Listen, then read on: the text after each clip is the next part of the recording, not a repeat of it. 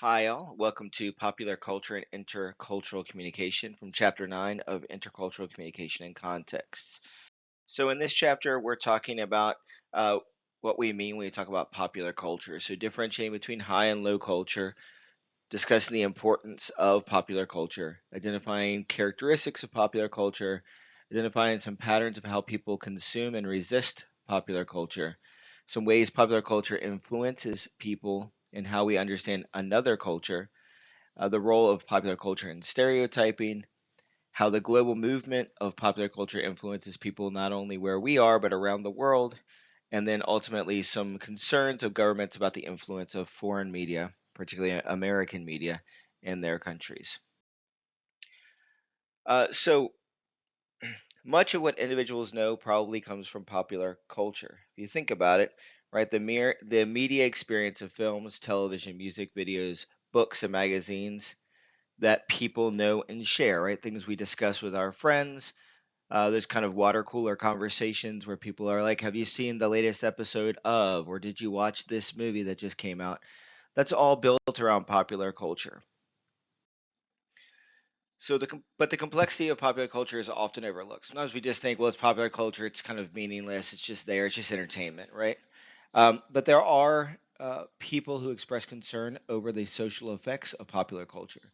For example, the influence of television violence on children, or particularly video game violence on children, the role of certain kinds of music in causing violent behavior by some youths, and the relationship between heterosexual pornography and violence against women. Yet most people look down on the study of popular culture as if this form of culture conveys nothing of lasting significance.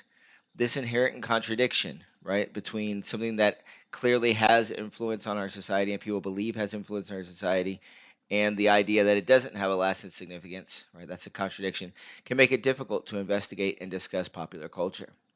The apparent imbalance of cultural texts globally not only renders U.S. Americans more dependent on U.S. produced popular culture, but also can lead to cultural imperialism, which is a concept we'll talk about in a minute.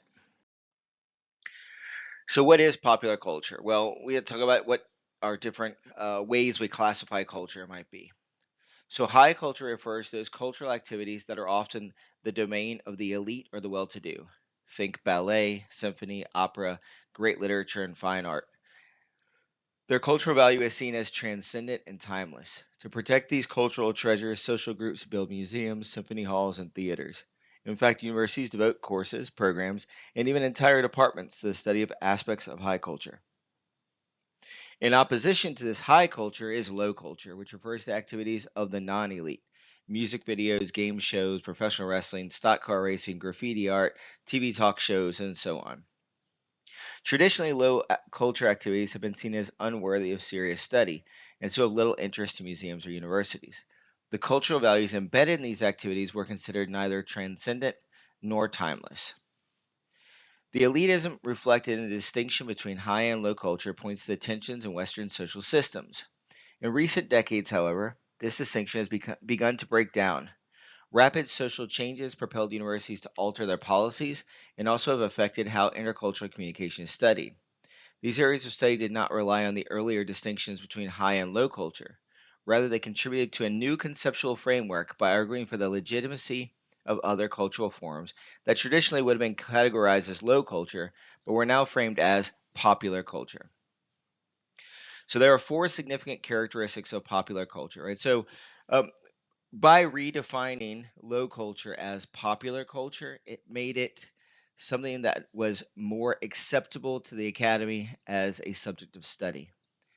Sometimes, in order to begin the study of something new, we need to define it in terms that are differentiated from past terms, even if we're talking about the same thing. So, most of what we're talking about when we talk about popular culture would previously have been considered low culture. First, it is produced by culture industries. That is, this is entertainment culture produced uh, by companies. Okay, it differs from folk culture, traditional and non-mainstream cultural activities that are not financially driven. Right. So how does it differ? Because popular culture is driven by consumerism. Okay, whereas folk culture is driven by tradition, okay, inherited cultural practice over time. Popular culture is designed to make money by selling a product of culture to the masses. Folk culture is practiced because it always has been practiced in particular communities by particular people. Popular culture is everywhere, right? So another way it's different, whereas high culture tends to be isolated in silos that are protected by our institutions, popular culture is everywhere. And we have to remember, like every piece of culture, it fills a social function. Okay. As Fisk points out, popular culture is nearly always produced within a capitalist system that sees the products of popular culture as commodities that can be economically profitable. They are produced by what are called culture industries. More recently, communication scholars Joshua Gunn and Barry Brummett have challenged the second point that there is an important difference between folk culture and popular culture. They suggest we write as if there is a fundamental difference between a mass produced and mass marketed culture and a more authentic folk culture or subculture. Such a binary is dissolving into a globally marketed culture. And we could see how that might happen with the advent of things like social media that bring folk cultures that maybe were in isolated communities and isolated practices, uh, give that a wider public audience. But in order for that to happen, right, it has folk culture has to be uh, fetishized and monetized in particular ways to make because as it becomes popular, right, it's something we can consume. It's just not just a cultural practice. It becomes something we actually consume as outsiders of that folk practice. It is difficult to avoid popular culture. Not only is it ubiquitous, but it also serves an important social function. In contrast, not all popular culture serves to open forums for public deliberation. Right? So, a lot of popular culture is not really about a democratic understanding of culture or a culture of conversation, but instead is just a culture um, of consumption. Okay. So, how do we consume popular culture? Faced with the onslaught of cultural texts, people negotiate their ways through popular culture in quite different ways. Popular culture texts do not have to win over the majority of people to be popular. People often seek out or avoid specific forms of popular culture, right? So, um, first of all, we talk about cultural texts. We're not just talking about things you read, like a textbook, right? We're talking about any kind of product that we can analyze as if it were a written text, right? So any piece of culture can do this, any artifact of culture, a video, a movie, TV show. We've been working on these things, right? Um, so just because something is popular does not mean everybody likes it in a particular culture, uh, right? So my kids may really, really enjoy a musical artist that I may hear and think, well, that's not even music, right? That doesn't make it not popular, right? It means that it's popular within particular cultures, but it's also popular enough that I probably have heard it or am familiar with it to some degree because I'm around that culture. It also means that I might intentionally avoid particular things of popular culture. So maybe a radio station that plays that kind of music, right? I might not put that on. Stuart Hall's encoding decoding model might be helpful here. Hall is careful to place meaning at several stages in the communication process, so it's never fixed but is always being constructed within various contexts. Thus, in his model, he places encoding, or the construction of textual meaning, by popular culture institutions within specific social contexts. So when we create some piece artifact of cultural popular culture, we encode it with some kind of meaning. When we do that, we're not doing that in isolation.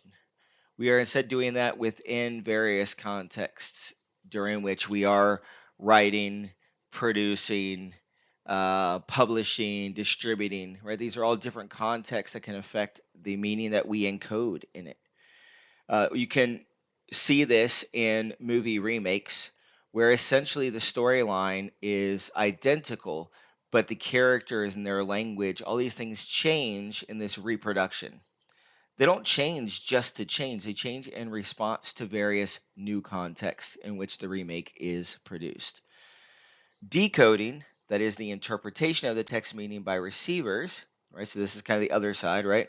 Is performed by various audiences in different social contexts whose members may have very different interests at stake, right? So creators encode and audiences decode messages.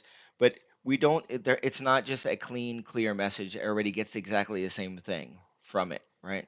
And instead, we tend to read things through our own experiences, to understand text through our own experience. So the real meaning of any popular cultural text cannot simply be located in either the senders or the receivers. Although this model may seem to suggest tremendous unpredictability, in popular culture, people do not create just any meaning out of these texts, right? So there is some limits, right? If you've ever taught an English class and asked students to read a poem, you can see that sometimes they come up with some very interesting interpretations of the poem. So there are some ways in which people might decode popular culture that do not lead to any meaning actually related to that which is encoded. But there are many different ways to decode and understand and respond to the messages in popular culture. There is some unpredictability in how people navigate popular culture. However, some profiles emerge. Advertising offices of popular magazines even make their reader profiles available to potential advertisers. A wide range of magazines respond to the different social and political needs of groups with different cultural identities. One may already be familiar with magazines geared toward a male or a female readership, but many other kinds of magazines serve important functions for other cultural groups, right? Think about sports magazines, fashion magazines, horse lover magazines, right? There seem to be, um, there is popular culture produced for very specific audiences all the time, right? These magazines function as the discussion forum for concerns that mainstream magazines often overlook.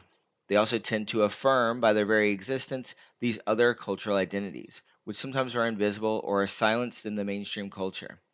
Readers actively negotiate their way through cultural texts such as magazines, consuming those that fulfill important cultural needs and resisting those that do not. So, um, when the first black magazines came out, magazines specifically targeted to black audiences, um, there was a lot of resistance among white audiences. That continues to today. That there tends to be in America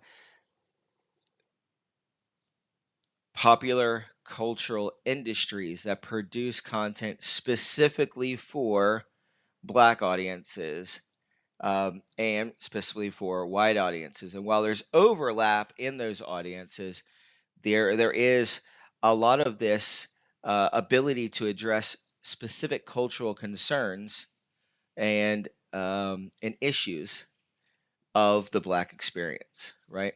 That maybe are not tackled in our mainstream popular culture productions. And that what this does, though, is it affirms, right, that other Black people experience similar issues in their lives, right? So it gives an opportunity for those audiences to see themselves as part of a larger, broader culture. So we can see how that works. Magazines, of course, a little bit of an outdated example. Tells you about how textbooks are produced and reproduced. Um, but we can see this in all kinds of groups now on social media where people tend to group up around particular issues and topics of interest. So it might be a Reddit forum about a specific video game that draws together people who normally would not be part of the same audience, but share and desire to discuss an interest in this particular game. Not all popular cultural texts are easily correlated to particular cultural groups, right? So in that case, right, it may be that people from very different walks of life engage in the same gaming experience and want to have that conversation with people who they normally would not have conversations with. The reasons that people enjoy some over others cannot easily be determined either, right? So sometimes we assume that particular things will appeal to particular audiences and they just don't work, right? So sometimes we're wrong. Um, but in general, particular Companies will choose to advertise to audiences that they believe are already interested in their product or potentially interested in their product, and they'll do so through popular culture that targets those particular audiences. So it talks about how we consume that culture, right? But it doesn't mean we consume all culture. We may resist popular culture in lots of ways. Some people actively seek out particular popular culture text to consume. Other times they resist cultural text. But resistance to popular culture is a complex process. Avoiding certain forms of popular culture is one kind of resistance, but resistance can occur in a variety of ways. For some consumers of popular culture, the racial composition of characters is important to them. For others, the racial implications of the popular cultural text can influence their resistance. Indeed, people often resist particular forms of popular culture by refusing to engage in them altogether. For example, some people feel the need to avoid television and even decide not to own televisions or not to own a smartphone, right? Or not to have a Facebook or Instagram or Twitter account. These are forms of active resistance to popular culture. Resistance to popular culture can also be related to social roles. Sometimes resistance is targeted at the profits of popular cultural corporations. For example, in Iraq, many Iraqis buy pirated DVDs of U.S. films, right? So they're still consuming the product of the U.S. film, but they're not contributing to the economic success of the U.S. film industry because they're buying pirated DVDs instead of going to the theater or buying real DVDs, which would then, of course, send profits to the United States. So you can see how that social political um, issue that in the United States might make us crack down on people selling pirated DVDs or pirated CDs, whatever, is something that maybe is left alone in Iraq because of the political and social landscape and the relationship with the United States. So in our last chapter, of course, we talked about the migrant experience and adaptation. So migrants' perceptions of mainstream culture are of interest to us. Ethnographers and other interpretive scholars have crossed international and cultural boundaries to examine the influence of popular culture. In an early study, Elihu Katz and Tamar Liebes set up focus groups to see how different cultural groups perceive the popular 1980s TV drama Dallas. Many of you are not old enough to remember Dallas. I remember Dallas. It was one of those really, really popular mainstream American uh, evening drama shows. Katz and Leibus found that the U.S. Americans in Los Angeles were much less likely to perceive Dallas as portraying life in the United States. So you can imagine that people who saw Dallas as something representative of Texas culture rather than American culture, because their experience in Los Angeles was tremendously different than that of an oil baron in Texas. And it tells us about how the difference between mainstream culture and the ways in which different groups might interpret it or understand it, right? So they might still have watched it. They certainly still watched it, right? And engaged with the characters and found the drama interesting enough to make it one of the most popular shows of its time. But they didn't interpret it in the same way as other people, for example, those who live in and around Texas and are familiar with that kind of American culture, right? Another study by Lee and Cho suggests focused on immigrants to the United States and yielded similar results. The researchers asked female Korean immigrants why they preferred watching Korean TV shows, which they had to rent at a video store, instead of U.S. programs. The respondents stated that because of the cultural differences, the Korean shows were more appealing.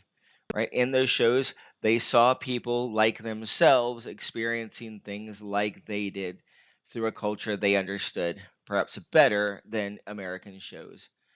So when I think about this and how we engage with our different media, but also how we might use that media to engage with migrants and with other audiences who are very different from ourselves. One of the issues, of course, we've been talking about throughout the course is stereotyping. People's knowledge about other places, even places that they have been to, is largely influenced by popular culture. For people who do not travel and who interact in relatively homogenous social circles, the impact of popular culture may be even greater, right? The less experience we have with actual people of different cultures, the more reliant we are on the depictions from popular culture that we have access to, right? So if we see a movie like Coming to America and we assume that African people are like these exaggerated characters in an Eddie Murphy comedy, we're not getting an authentic vision at all of any particular African nation. Instead, um, are left with these very stereotypical and limited versions of a generalized um, Nubian African culture. Okay, and so we have to be careful with this, right? So one thing that we have been working on this whole semester is kind of working our way away from stereotyping, recognizing that stereotyping, even when it's accurate, is limited and never represents a whole people or cultures or even individual. So many familiar stereotypes of ethnic groups are represented in the media. Scholar Lisa Flores, for example, describes the assimilationist portrayal of a diverse group of high school students in the television show Matt Waters. I think you can see this in a lot of shows where there are predominantly uh, white characters who have friends from different races and ethnicities who tend to, in order to be part of that group, act, talk, and interact just like the white characters, or at least to most degrees, right? And this is an assimilationist portrayal, right, where people kind of forego their own cultural and ethnic identities in order to be part of the mainstream group. In a more recent study of local news coverage of Freaknik, an annual African American spring break event in Atlanta that ended in 2000, communication scholar Marianne Myers studied the ways that the violence perpetrated by African American men on African American women was represented. She found the media coverage brought together issues of race, class, and gender, and therefore tended to identify the perpetrators as non student local troublemakers rather than as students. And we see this over and over again in the discussion of crime and those how those criminals are coded or are encoded as the bad ones, right, as opposed to the good ones. And how do we define that group of bad people racially? How we define that group of people by class? How we define that group of people by gender? And we end up with stereotypes of the black male aggressor and apply that as an image, as an archetype, a stereotype of criminal, right? And we can see in the social issues um, with police shootings and police violence of young black men in America and the subsequent protests, how important it can be to avoid that stereotype, to break down that stereotype, to see beyond that stereotype, and train police and other people in how to deal with individuals and with people of from different cultures without that preconceived stereotypical expectation of violence that this study um, shows isn't true at all, right? But is only one very limited perspective presented by the mass media. Valerie Menisov and Rada Hegda investigated these questions in a study in which they identified two groups of college students: those who had some preconceived ideas about India, which were fairly positive, and those who didn't. When the students with preconceptions talked with the Indian student, they interacted differently from those who had no expectations. Specifically, students from the former group relied less on small talk, covered more topics, and asked fewer questions within each topic. Right? So the more we stereotypes in this case, if they're positive, can be beneficial because they're a jumping off point to engage with somebody of a different culture. But we see how our preconceptions guide our behaviors and differentiate how we behave with people um, about whom we have preconceived notions and stereotypes. One of the dynamics of intercultural communication that the authors have highlighted throughout this text, of course, is power. In considering popular culture, one needs to think about not only how people interpret and consume popular culture, but also how these popular culture texts represent particular groups in specific ways, right? So as we've been talking about. Think about the global circulation of images and commodities. Much of the internationally circulated popular culture is U.S. popular culture. U.S. made films, for example, are widely distributed by an industry that is backed by considerable financial resources. Some media scholars have noted the U.S. film industry earns far more money outside the United States than from domestic box office receipts. This situation ensures that Hollywood will continue to seek overseas markets and that it will have the financial resources to do so. Much popular culture that is expressed in non English languages has a difficult time on the global scene. So, we've talked before about the idea of English is as a lingua franca, right? A very popular first language because of colonialism, but also a very popular second language because of the need to engage in capitalist culture and international businesses, right? So, with this broader audience of English speakers and English consumers of English popular culture, American popular culture, right? We are essentially controlling large sections of popular cultural images and texts, even across the world in very different places, and making money off of them as commodities, right? So the United States, um, Hollywood culture, for example, is in a cycle, right, where they control the large share of the market and then have even more money because of the success of international distribution to produce more and more texts. It can lead to cultural imperialism. It is difficult to measure the impact of the US and Western media and popular culture on the rest of the world, but one cannot ignore this dynamic.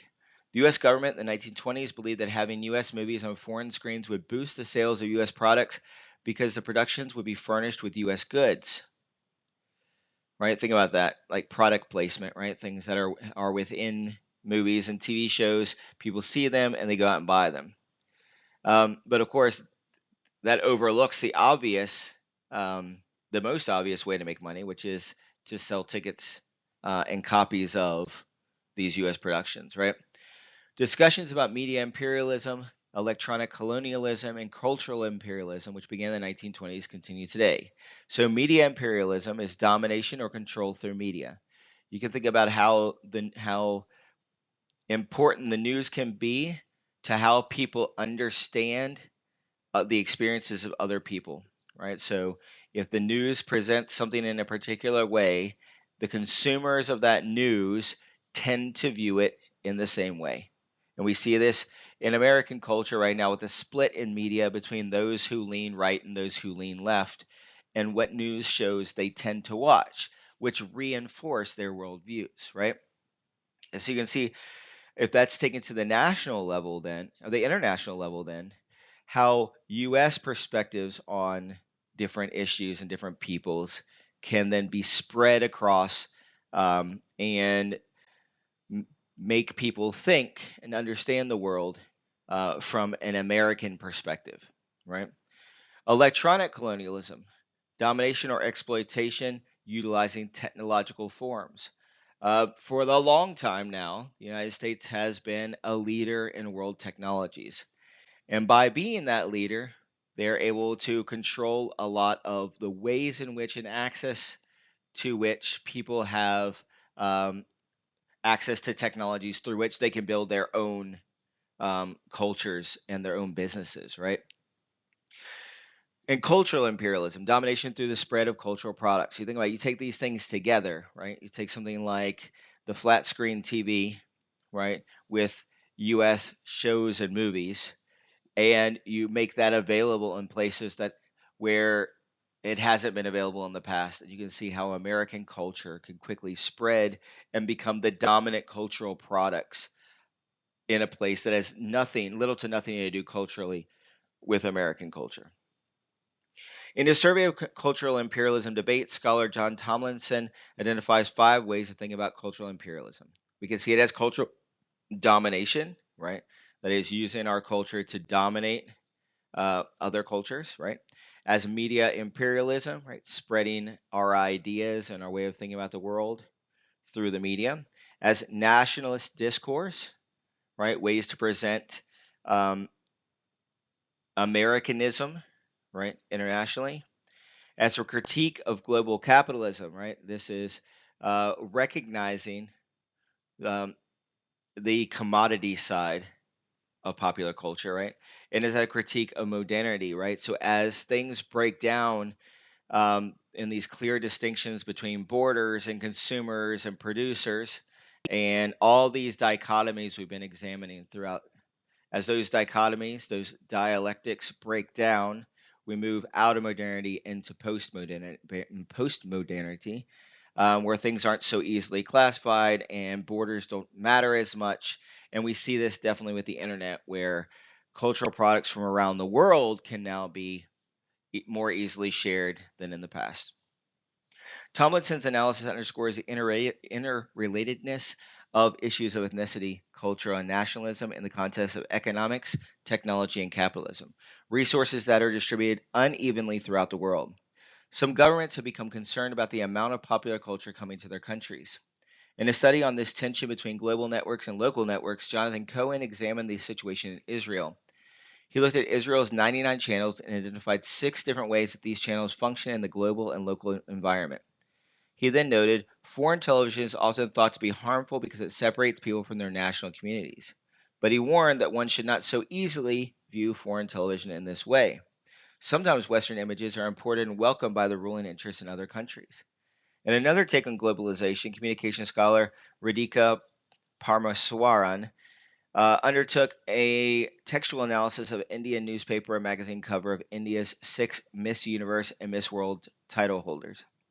In the context of a global economy, these women are upheld as role models who are ordinary women and who worked hard to become a beauty queen while maintaining their national identities. In all of these examples, popular culture plays an enormous role in explaining relations around the globe. It is through popular culture that people try to understand the dynamics of other cultures and nations, right? So that's a lot of information. If you have any questions, please reach out. Please let me know. I'm here to help.